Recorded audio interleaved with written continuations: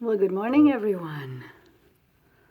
Yeah, it's been a while. It's been a while. The leaves have been changing. The days pass. There's a lovely orange one over there. Sorry. My camera skills are still at the beginners, I don't know anything level. This one's turning a beautiful mustard yellow. Wow. Such a testament to the days passing. Everything is going towards the yellow, the brown, the rust, the red. Happens to be colors that I really appreciate. So this is one of my favorite seasons, the fall. I mean, I happen to be born in the fall. I don't know if that has anything to do with it. My son's favorite season is the fall, and he too is born in the fall. There you go, 2 out of 2. Pardon my nasal voice. I have a bit of a sniffle today. Oh, there's a lovely view right there. Look at all those beautiful colors. Yeah. It doesn't do it justice. You guys should get up here or get on Google Maps. No, definitely get up here and see it for yourselves. Today, I believe, is the 27th of September, 2020. I spent a beautiful day in Montreal yesterday. It was just as beautiful as up here. So as half of the metropolitan Montreal area population drove up to see the colors, I headed back into the city to spend some precious time with my parents, and also had a fantastic opportunity to meet up with a really, really heart-connected good friend.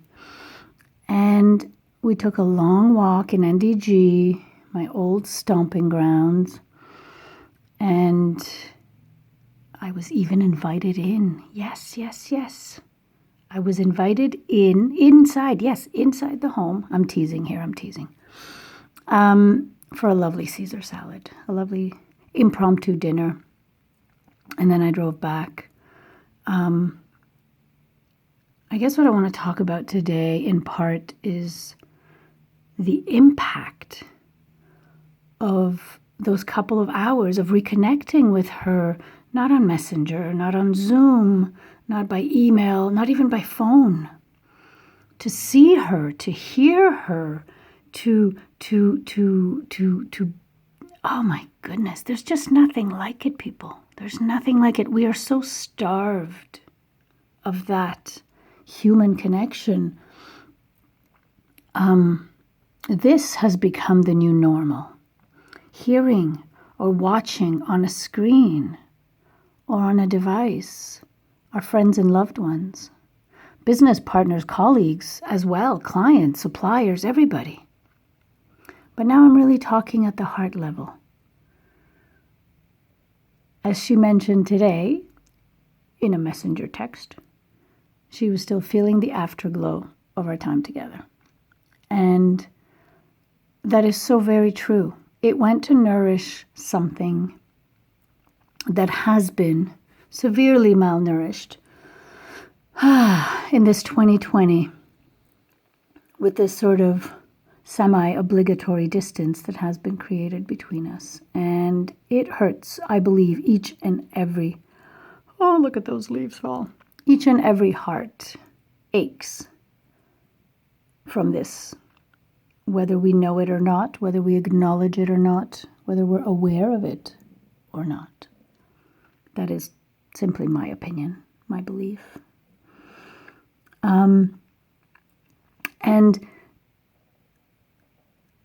I haven't watched it yet, but there seems to be this really infamous, viral movie or documentary on Netflix about the social networks in 2020 and their addictive nature.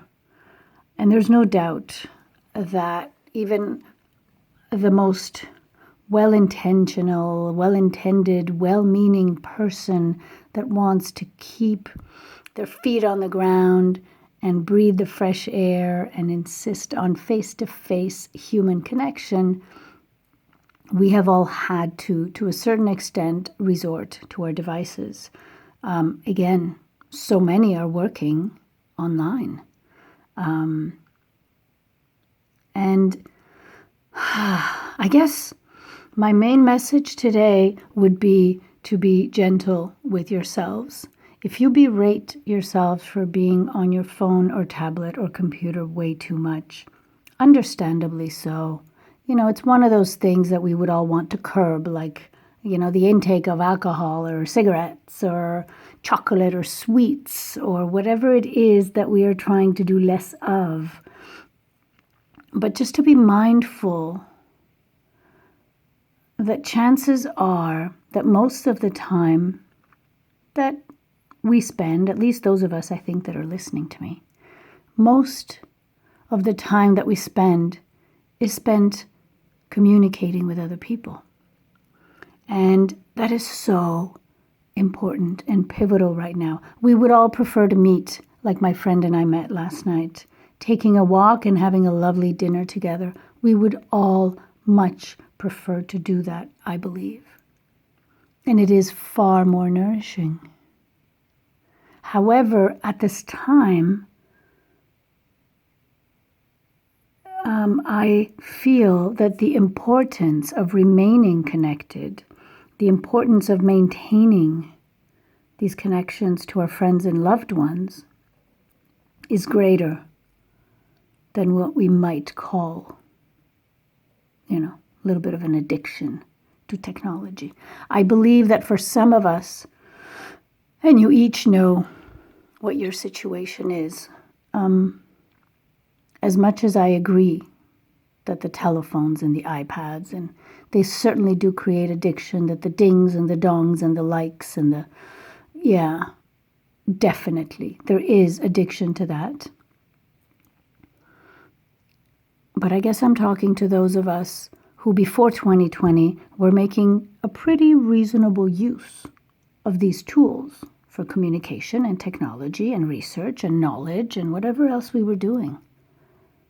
But if before 2020 we weren't spending that much time on our machines, and now we are, just for us to consider the kindness, the gentleness, the compassion, the self-kindness, self-compassion and self-gentleness, to realize that this is possibly the way to nourish ourselves at a human connective level. The weather up here is getting cooler.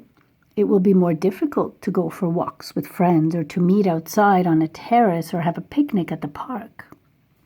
We will be indoors a lot more. And chances are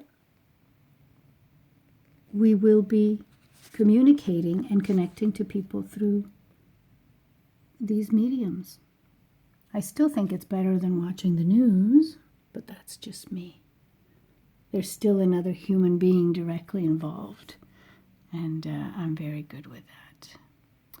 So there you go. Again, if you really do have a problem with addiction to technology, then dismiss all of this. But if it seems to be a little bit of a, how would I say it? Maybe it's more, the word escapes me right now, but you know, it's not a chronic thing. It's aigu.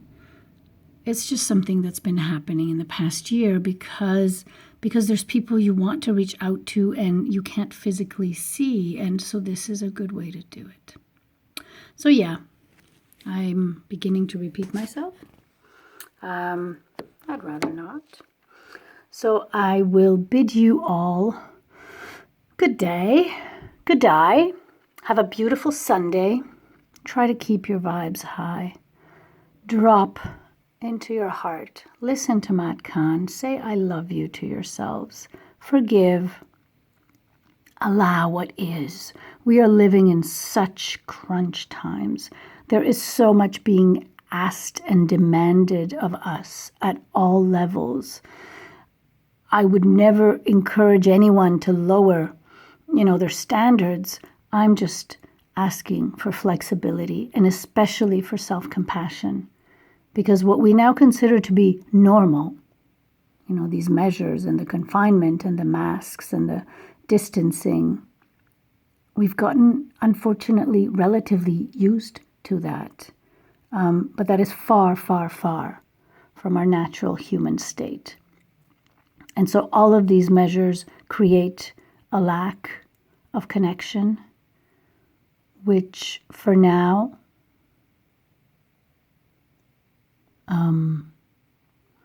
that connection can probably be obtained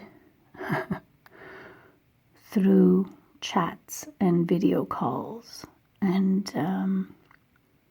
little podcasts like this. I'm at 11 minutes. I'm sorry.